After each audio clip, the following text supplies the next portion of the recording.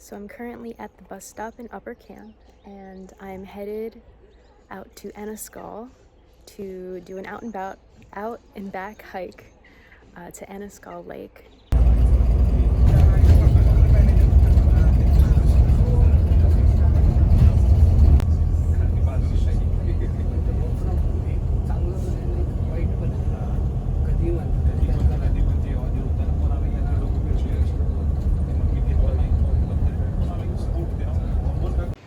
Alright, I've just arrived in Annascaul and I'm about to begin my 13K hike.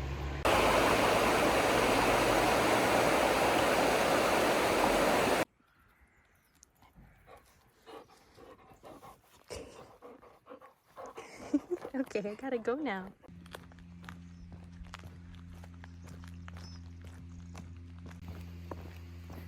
So, as we're walking, it's relatively flat, so I'm going to tell the story of Annascaul Lake. A long, long time ago, there was a woman who lived all by herself next to the lake. And she was a beautiful, fair maiden, as many of the stories go. And her name was Scaul. And Scaul lived a very peaceful life. She didn't bother anyone. She didn't feel like she needed the company of anyone. She was a very independent, strong woman. She had to be for living in the wilderness all alone in her little cottage next to the lake.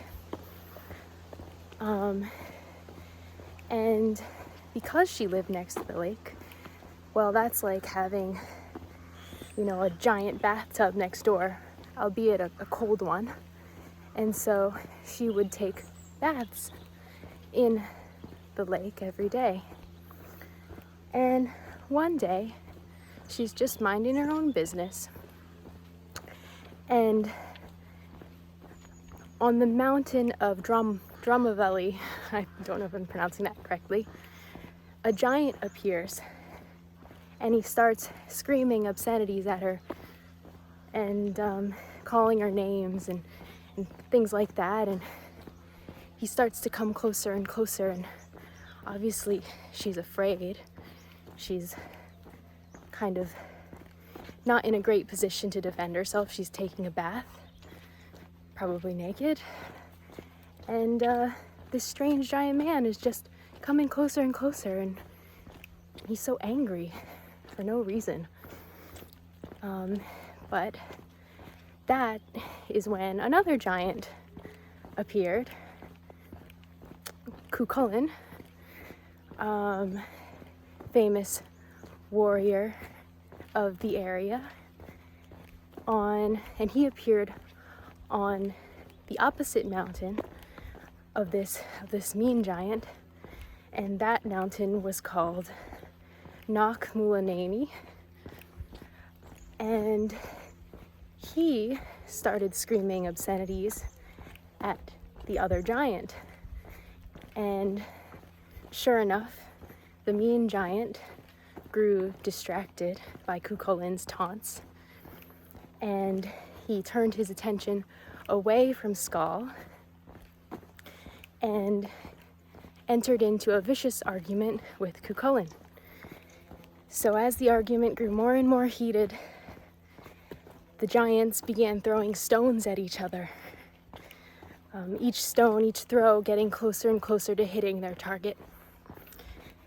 When eventually Cuchulainn manages to launch a throw unlike any other, and his rock smashes the mean giant in the face.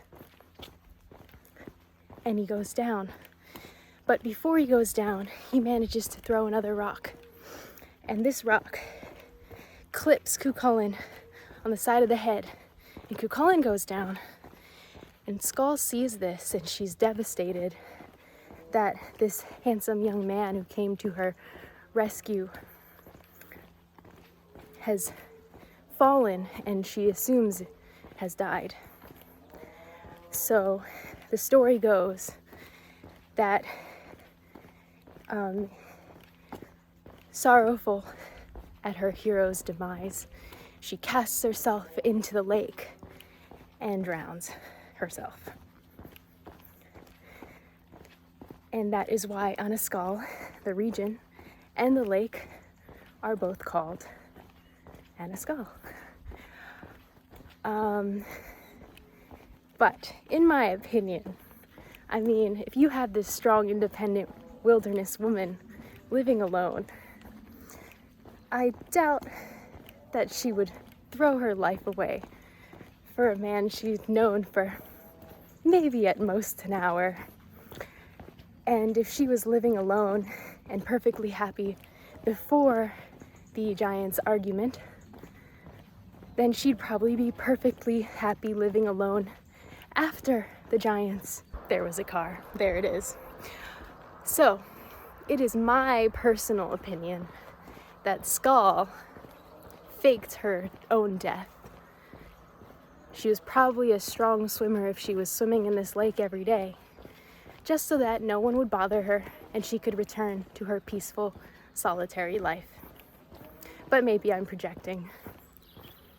So we're halfway to the lake now, and ahead we can see Dromavally emerging from the clouds and Knockmulanane on the other side. So Cuchulainn would have been there, and the mean giant would have been there, and the lake is somewhere in there. The lake is in view! And what a beautiful lake it is!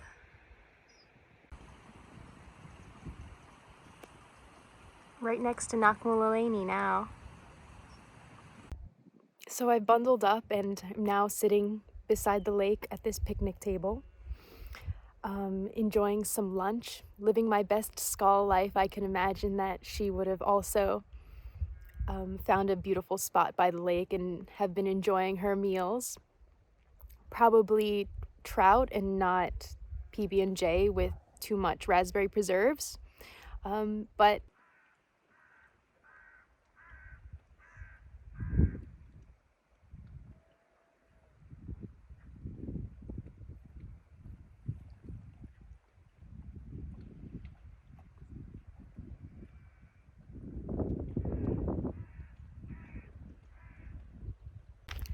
I just met some lovely people who told me that they actually used to hold mass in these mountains, in this valley actually, when the Catholics were being persecuted.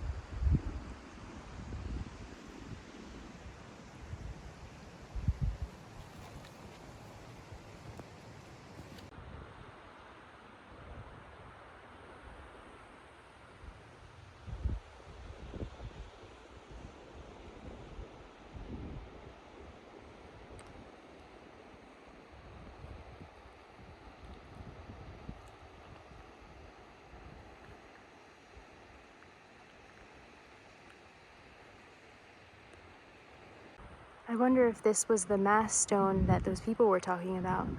I mean, this looks like a pretty great place to hold church.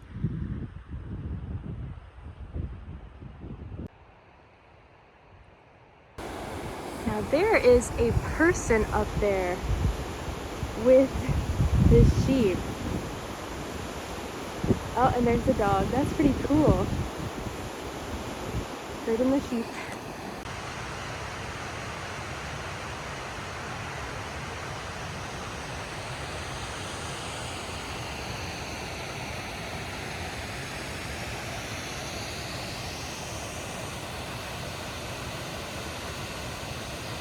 I've reached the end of the hike, and there's the valley right behind me. I hightailed it down from there because there was a guy herding his sheep. One, I didn't want to bother him and get in the way of his work, but two, he's also a big guy, so better safe than sorry, stranger danger. Here's a last shot of beautiful Annascaul Lake. Goodbye, Annascaul Lake. Until next time. That there looks like it could be a fairy fort or a ring fort. There's supposed to be a ton in this area. So I'm taking the long way back because I want to go check out Tom Crean's grave. Tom Crean is a historical figure from Annascaul. In his youth, he joined the British Royal Navy and he sailed to Antarctica. So I think Tom's grave is somewhere in there, and I'm trying to work up my courage. I don't know if I'm feeling like I might go in there. It looks like a good place to get killed. So we'll see. Might just say my hello from here. Bye, Tom.